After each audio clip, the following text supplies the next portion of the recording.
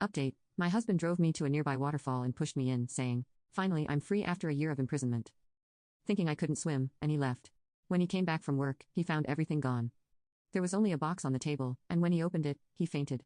Part 3. It was the first concrete step towards my revenge. It's perfect, Clara. When can I see him? He can see you next week in Clermont-Ferrand. Do you feel ready? I took a deep breath. Yes, I'm ready. It's time to act. After hanging up, I got to work. I had a week to prepare my case, to gather all the evidence I had accumulated against Adam. I spent the next few days sorting through emails, messages, and photos. Each item I found brought back painful memories, but I didn't let it get me down. Every piece of evidence was another weapon in my arsenal. The day of the meeting with the lawyer finally arrived. I went to Clermont-Ferrand with my heart beating. The office was located in an old building in the city center. I was greeted by Maître Dupont, a man of around 50 with a kind look.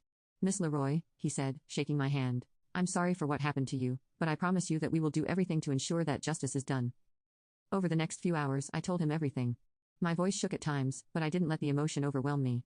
I showed him the evidence I had gathered, the photos of my injuries, the threatening messages from Adam, the testimonies of my friends, who had witnessed his outbursts of anger.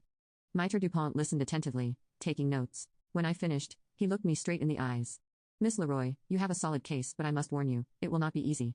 Your husband will probably deny everything outright. He will claim that your disappearance was an accident, that he thought you were dead." I nodded. "I know, that's why I need your help. I want him to pay for what he did, but I want to do it the right way." The lawyer smiled. "This is exactly the right attitude. Here is what I propose to you. We will put together a concrete case. We will gather all the evidence, all the possible testimonies. Then we will file a complaint for attempted murder and domestic violence." My heart sank at these words.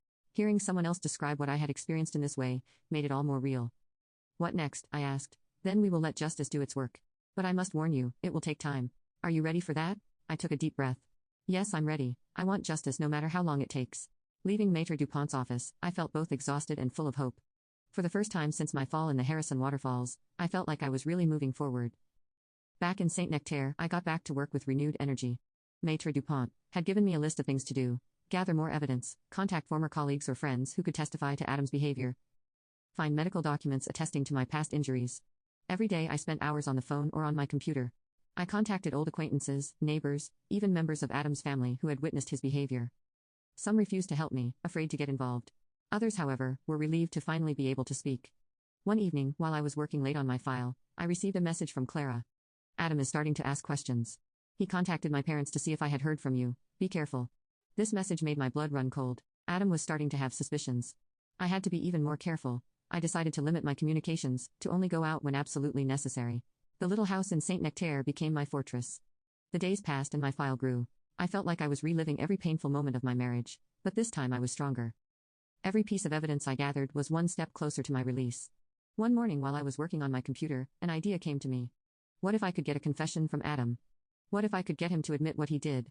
This would be the ultimate proof, the one that would tip the scales in my favor.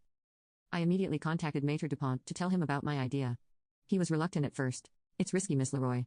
If your husband finds out you're alive before we're ready, it could jeopardize the whole thing." But I didn't want to give up on this idea. "I understand the risks, Maître, but think of the impact it would have on the trial. If we have a confession, even partial, it would change everything." After a long discussion, we agreed on a plan. I wouldn't get in touch with Adam directly, but we were going to try to push him into a trap. We were going to create a false trail, make it appear that someone had information about my disappearance. The following weeks were intense. With the help of Maître Dupont and a few trusted people, we put our strategy in place. Rumors began to circulate in our old neighborhood in Paris.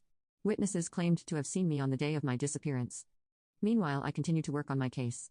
Each day brought its share of discoveries, some more painful than others. I found photos of the two of us smiling, happy. These images tugged at my heart, reminding me of the woman I had been, the one who believed in Adam's love. But I didn't let it get me down. These memories only strengthened my resolve. I wasn't just fighting for myself, but for all the women who, like me, had been trapped in a toxic relationship. One evening, while I was rereading my file for the nth time, my phone rang. It was Maître Dupont. "Miss Leroy, we have news. Adam took the bait. He contacted one of our false witnesses, trying to buy his silence. We recorded everything." My heart began to pound. It was exactly what we were hoping for. Adam had just made a mistake, and we were going to exploit it. "What do we do now?" I asked, my voice shaking with excitement. "Now we're going on the offensive. It's time to file a formal complaint. Are you ready?" I took a deep breath. It was the moment I had been waiting for months, the moment when I would finally be able to face Adam. No longer as a victim, but as a survivor determined to obtain justice. Yes, I'm ready, I replied in a firm voice. As I hung up, I looked out the window. The sun was setting over the volcanoes of Auvergne, tinting the sky red and gold. It was the end of an era, but also the beginning of a new one. I had survived the fall, I had survived my injuries, I had survived the loneliness and the fear. Now it was time to take back control of my life. I went out onto the terrace, breathing in the cool evening air. Tomorrow would be the start of a new chapter, a chapter where I would no longer be the victim, but the author of my own destiny. Adam had wanted to silence me, but he had failed, and now it was my turn to speak. Night was falling on Saint Nectaire, but for me, it was the dawn of a new day, a day of justice and truth, and I was ready to face it. After months of preparation and careful planning, the day had finally arrived. I was returning to Paris to fight Adam. I stood in front of the mirror, observing my reflection. The woman looking back at me was both familiar and foreign, stronger and more determined. Clara insisted on accompanying me to Paris. As we left, I took one last look at the house that had been my refuge. The journey was long and silent. Clara respected my need for calm, and I mentally prepared for what awaited me. In Paris, memories flooded back as familiar streets passed by. Clara parked in front of Maître Dupont's office, and I took a deep breath. The atmosphere inside was tense as the lawyer explained the plan. Adam didn't know I was alive yet. The formal complaint would be filed, and Adam would be summoned for questioning. The hours passed in a fog as I signed papers and confirmed details.